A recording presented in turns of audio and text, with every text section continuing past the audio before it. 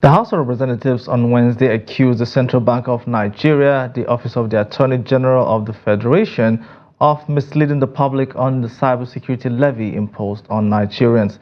This followed a motion of urgent public importance moved by Kingsley Chinda, who raised the alarm that the common man has no business with payment of levies but institutions under the second schedule. Also, at plenary, the House was divided over a motion to investigate faulty presidential air fleet in the country. Let's take this report and others from the Green Chamber.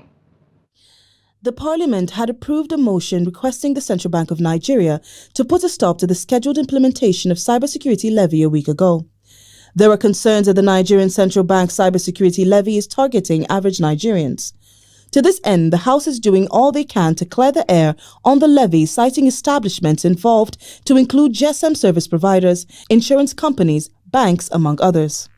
The lawmakers accused the governor of the Central Bank of Nigeria as well as the Attorney General of the Federation of misleading the public.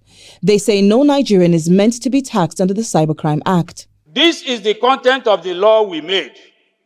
In course of execution, do not tax Nigerians directly or indirectly. Nigerians should be happy and be proud that is from the remittances of those institutions in the second schedule. Another lawmaker from Jigawa State expressed fears that the new levy will directly or indirectly affect the common man. For us to stand in this chamber and think or we believe that this levy is not going to fall on our citizens, we are deceiving ourselves. Come back to the issue of subsidy. We all assume that when you remove subsidy, it will end somewhere. As a tail end, who is suffering it? It's the masses that we're representing here. We are also in support that the citizens of the country should not be taxed in the course of doing that.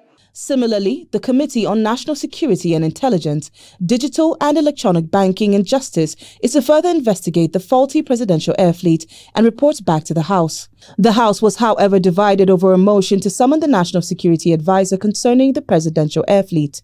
This is coming after Vice President Kashim Shettima was originally scheduled to represent President Bola Tinubu at the 2024 U.S.-Africa Business Summit hosted by the Corporate Council on Africa, but was forced to make a detour.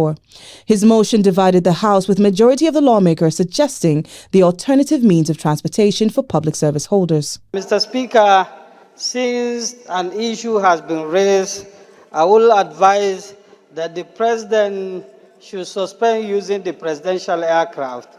If there is need, he can use either commercial or chartered aircraft.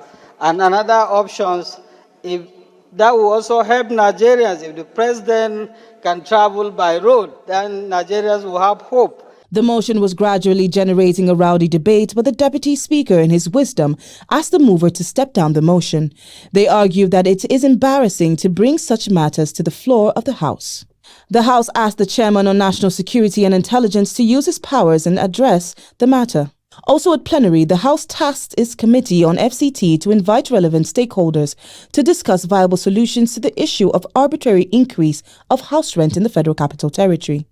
Inclusive rental system and curb arbitrary increase in house rent in the Federal Capital Territory. The motion moved by Honorable Emmanuel Ukpong Udo seeks to address the exorbitant charges on house rents ranging from 5 to 10%, legal fees of 20% and agency fees. The House adjourned plenary till Thursday for further legislative action.